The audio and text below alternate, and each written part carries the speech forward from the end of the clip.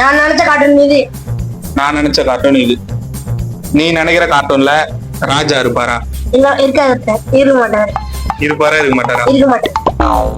நீ நினைச்ச கார்ட்டூன்ல சின்ன பையன் ஹீரோவா? இல்ல.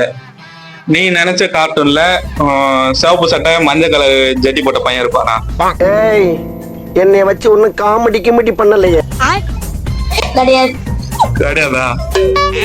நீ நினைச்ச கார்ட்டூன்ல 3 காக்ரோச்சஸ் இருக்குமா? இல்ல. நீ நினைச்ச கார்ட்டூன்ல எதுவும் எலக்ட்ரானிக் டிவைஸ் இருக்குமா?